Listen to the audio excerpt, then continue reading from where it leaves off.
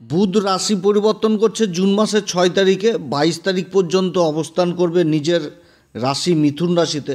বুধের সাধারণ রাশি হচ্ছে মিথুন রাশি এবং মূল ত্রিকোণ রাশি হচ্ছে কন্যা রাশি। নিজের রাশি সাধারণ রাশিতে অবস্থান করবে এবং এই মিথুন রাশিতে আগে থেকে অবস্থান করছে দেবগুরু বৃহস্পতি। তো বুধের এই রাশি পরিবর্তনে দেবগুরু বৃহস্পতির সাথে জুতি তৈরি হবে এবং এটা 22 তারিখ পর্যন্ত থাকবে।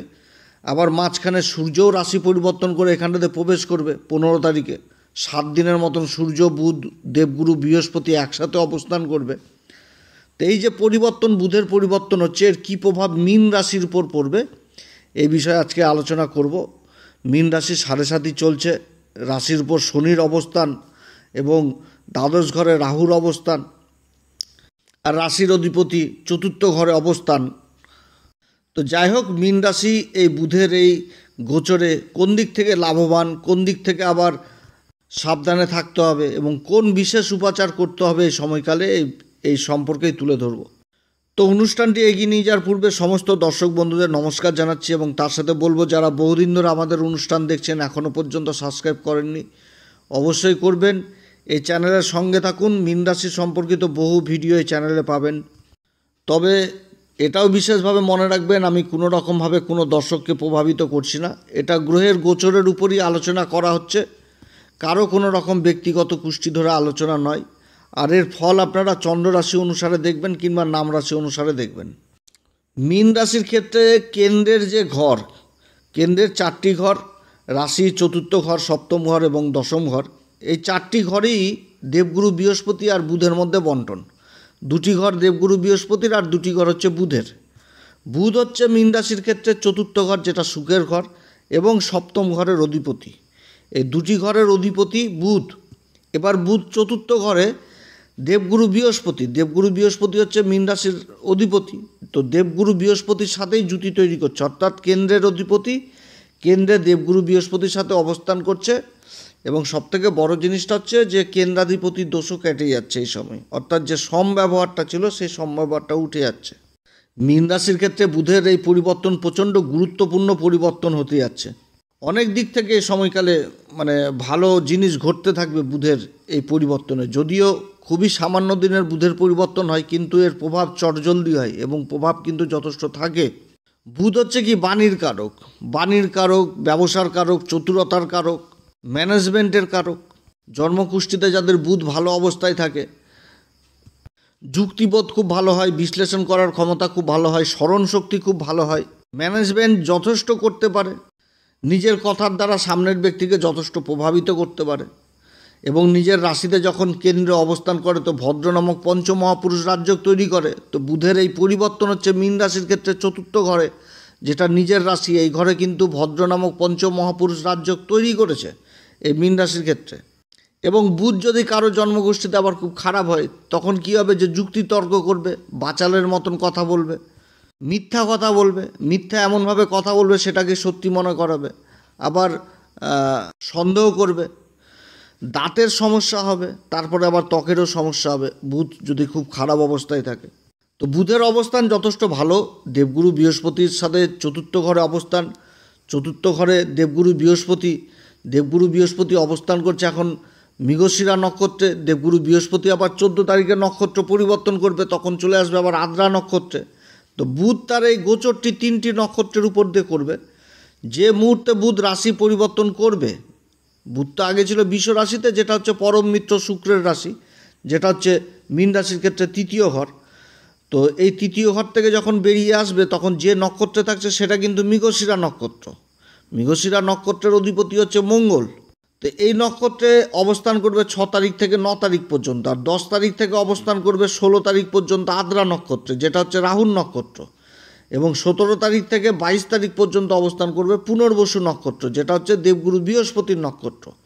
এর মাঝখানে আবার কিছু পরিবর্তন হয়ে যাবে, যেমন মঙ্গল রাশি পরিবর্তন করবে 7 তারিখে। মঙ্গল পঞ্চম ঘর থেকে ষষ্ঠ ঘরে প্রবেশ করবে, সূর্যের রাশি সিংহ রাশিতে অবস্থান করবে এবং সিংহ রাশিতে কেতু অবস্থান করছে।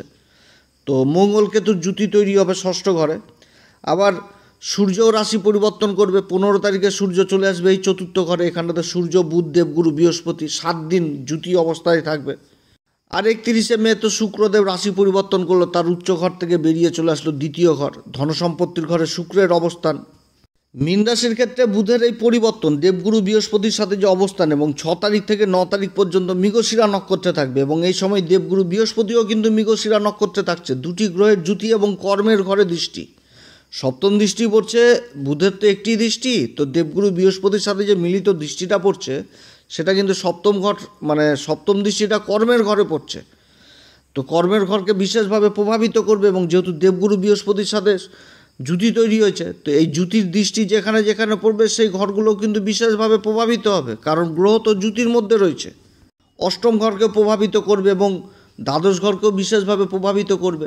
দেবগুরু বৃহস্পতি হচ্ছে কি জ্ঞানের কারক, বুধ হচ্ছে বুদ্ধির কারক। তো যাই হোক, মৃগশিরা নক্ষত্রে অবস্থান করছে। মৃগশিরা নক্ষত্রের সব দিক থেকেই ভালো, খুবই মান সম্মান যথেষ্ট বৃদ্ধি পাবে এই সময়কালে, সমাজে মান সম্মান বৃদ্ধি পাবে। শিক্ষার্থীদের জন্য যথেষ্ট ভালো, যারা শিক্ষার সাথে জড়িত রয়েছেন যে কোনো কাজে সেদিক থেকে মান সম্মান বৃদ্ধি পাবে। যারা যে কোনো কোচিং সেন্টার চালাচ্ছেন বা শিক্ষার ট্রেনার হিসাবে কাজ করছেন, সেই কাজগুলোতেও যথেষ্ট মান সম্মান বৃদ্ধি পাবে। মৃগশিরা নক্ষত্রের চিহ্ন হচ্ছে কি একটি হরিণ, তার মাথার উপর দুটি সিং, অর্থাৎ হরিণকে বোঝাচ্ছে। এবার হরিণ যেরকম বনের শোভা পায়, হরিণ থেকে আকর্ষণ জিনিসটা উঠে আসে, তো এই আকর্ষণ যথেষ্ট কর্মক্ষেত্রে উঠে আসবে। এবং চতুর্থ ঘরে এই জ্যোতি তৈরি হচ্ছে, তো সুখের ঘর, সুখের দিক থেকে যথেষ্ট ভালো পরিবর্তন। এবার বুধ হচ্ছে ব্যবসার কারক, দেবগুরু বৃহস্পতি হচ্ছে জ্ঞানের কারক, তার সাথে বুধের বুদ্ধি। তো এই সময়কালে যারা লাক্সারি বস্তুর ব্যবসার সাথে জড়িত, সেই সমস্ত কাজগুলো যথেষ্ট ভালো হবে। জায়গা জমির কাজগুলো যথেষ্ট ভালো হবে। বুধ হচ্ছে চতুর্থ ঘরের অধিপতি, চতুর্থ ঘর থেকে তো জায়গা জমি সয় সম্পত্তি এগুলোকে দেখায়, তো ভূমি সংক্রান্ত কাজগুলো যথেষ্ট ভালো হবে। আবার দেবগুরু বৃহস্পতি থেকে বোঝায় হচ্ছে সোনার ব্যবসা, কাঁসা, পিতল, ব্রোঞ্জ, তামা, এই সমস্ত কাজেও যথেষ্ট ভালো উন্নতি হবে এই সময়কালে। চতুর্থ ঘর হচ্ছে আবার রাজনীতির ঘর, তো রাজনীতির দিক থেকেও যথেষ্ট ভালো, সমাজে সামাজিক পরিচিতি যথেষ্ট বৃদ্ধি পাবে। কিন্তু সব দিকেই ভালো থাকে এই মৃগশিরা নক্ষত্র, কিন্তু এর সব থেকে মাইনাস জিনিসটা হচ্ছে যে সেটা হচ্ছে বিশ্বাসঘাতকতা। অর্থাৎ এই সময়কালে না নিজের লোককে বিশ্বাস করা যাবে, না বাইরের লোককে বিশ্বাস করা যাবে। যে কোনো কাজ করতে গেলে লেখাপড়ি করেই করতে হবে, কারণ শনি আবার রাশির উপরে থাকছে। রাশির উপর শনি অবস্থান করছে, তার তৃতীয় দৃষ্টি পড়ছে সূর্যের উপর 15 তারিখ পর্যন্ত। অর্থাৎ যে কোনো কাগজপত্র, সরকারি কাগজপত্রে যেখানটাতে ব্যবহারের প্রয়োজন রয়েছে, তো সেখানটাতে অবশ্যই ব্যবহার করতে হবে, কারো এই সময় অথরাইজ নেওয়া যাবে না। মৃগশিরা নক্ষত্রে অবস্থান অর্থাৎ একটা বিশ্বাসঘাতকতা হওয়ার প্রবল সম্ভাবনা রয়েছে। কারোর অথরাইজ নেওয়া যাবে না, কাউকে বেশি বিশ্বাস করা যাবে না, বেশি করে টাকা পয়সার ব্যাপারে। যারা জায়গা জমির ব্যবসার সাথে যুক্ত রয়েছেন, মুখের কথাতে কোনো এগ্রিমেন্ট বা মুখের কথাতে কোনো রকম অ্যাডভান্স নয়, এই সমস্ত দিক থেকে। কারণ বুধ এই ঘরে অবস্থান করছে, সপ্তমপতি বুধ, সপ্তম ঘর থেকে তো ব্যবসা বাণিজ্য জিনিসটাকে দেখা হয়। তো রোজগারের আয় ইনকাম বা যে কোনো ব্যবসা বাণিজ্যের ক্ষেত্রে বা নিজের কর্মস্থলে কোনো রকমভাবে কাউকে বিশ্বাস কিন্তু এই সময় করা যাবে না। নিজের কাজ নিজেকেই করতে হবে, বুঝে সুঝে করতে হবে। এবং রাশির উপর শনি অবস্থান করছে, যে কোনো কাজ করতে গেলে কাগজপত্র এবং ক্ষুদ্র থেকে ক্ষুদ্র হিসাব মেনেই করতে হবে। 10 তারিখ থেকে 16 তারিখ পর্যন্ত বুধ চলে আসবে এবার আদ্রা নক্ষত্রে, রাহুর নক্ষত্রে। রাহু অবস্থান করছে কোথায়? মীন রাশির দ্বাদশ ঘরে। এবং এই সময়কালে 14 তারিখে আবার দেবগুরু বৃহস্পতিও নক্ষত্র পরিবর্তন করে চলে আসবে আদ্রা নক্ষত্রে। ওদিকে আবার সূর্যও চলে আসবে এই চতুর্থ ঘরে। সূর্য, বুধ এবং দেবগুরু বৃহস্পতির জ্যোতি তৈরি হয়ে যাবে। তো এইখানটাতে এবার কি হবে যে দেবগুরু বৃহস্পতির জ্ঞান আর বুধের বুদ্ধি, আর ওদিকে হচ্ছে রাহুর কিন্তু অ্যাম্বিশন, রাহুর মনের ইচ্ছা, আকাঙ্ক্ষা, এই সমস্ত জিনিসকে কিন্তু আরও প্রবল করে দিবে। এবার আদ্রা নক্ষত্র হচ্ছে এর সিম্বল চোখের জল যেরকম আনন্দে বেরোয় সেরকম দুঃখেও বেরোয়। আবার চোখের জলের যে ড্রপটা, সেই ড্রপটাকে আবার হীরার সাথে তুলনা করা হয়েছে।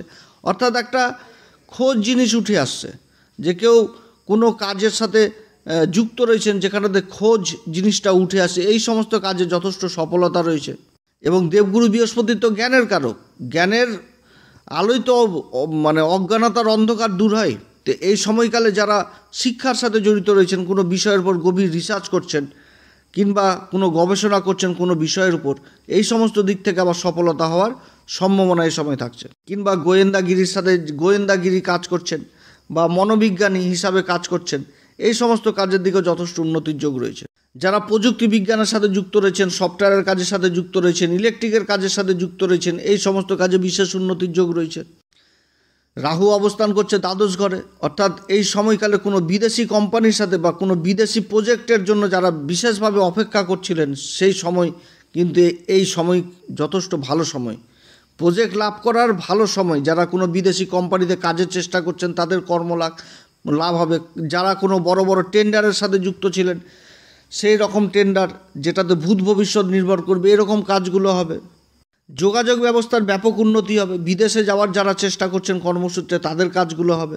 শিক্ষার দিক থেকে যারা স্কলারশিপের জন্য চেষ্টা করছিলেন, সেই কাজগুলো হবে। কর্মস্থলে এই সময়কালে আবার পরিবর্তনে দেখা দিবে, পরিবর্তনের সুযোগ আসবে। তবে যেটা আসবে সেটা নিজের সব পক্ষেই থাকবে আর কি। মীন রাশির আদ্রা নক্ষত্রে এই সময় দেবগুরু বৃহস্পতি এবং বুধ অবস্থান করবে। দেবগুরু বৃহস্পতির শুভ নবম দৃষ্টি আবার এই রাহুর উপর পড়ছে। রাহু অবস্থান করছে আবার দেবগুরু বৃহস্পতির নক্ষত্র পূর্বা ভাদ্রপদ নক্ষত্রে দ্বাদশ ঘরে অবস্থান করছে। এই সময় একটা অদ্ভুত সংযোগ, যদিও 7.5 চলছে। এরপরে 17 তারিখ থেকে 22 তারিখ পর্যন্ত থাকবে পুনর্বসু নক্ষত্র। পুনর্বসু নক্ষত্র দেবগুরু বৃহস্পতির নক্ষত্র। এই নক্ষত্রের চিহ্ন হচ্ছে কি ধনুষ্বাণ, অর্থাৎ একাগ্রতা। তো কর্মের প্রতি যথেষ্ট একাগ্রতা বৃদ্ধি পাবে এবং লক্ষ্য স্থির হবে এবং তাতে সাকসেস হবে। কারণ যখনই লক্ষ্য স্থির হবে তখনই তো লক্ষ্যভেদ হবে।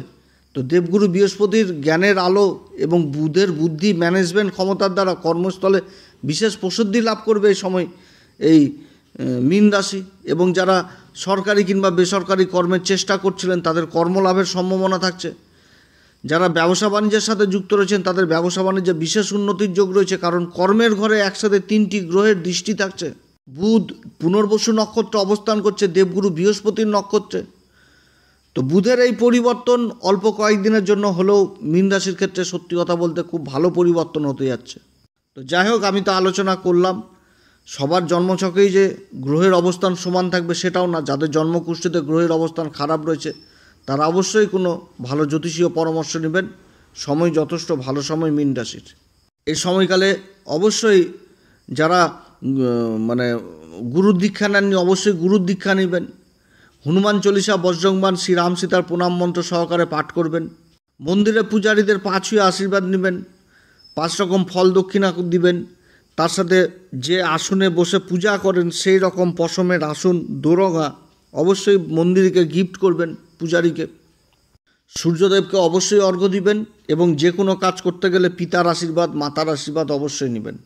তো যাই হোক, অনেক কথা আলোচনা করলাম। যদি এই পরামর্শ সত্যিই ভালো লাগে তাহলে নিজের ভেবে অবশ্যই অ্যাস্ট্রো বাংলা চ্যানেলকে সাবস্ক্রাইব করবেন, লাইক করবেন, শেয়ার করবেন। আপনারা সবাই ভালো থাকেন। এরপর আবার আসবে একটি নতুন পর্ব নিয়ে। নমস্কার, ধন্যবাদ।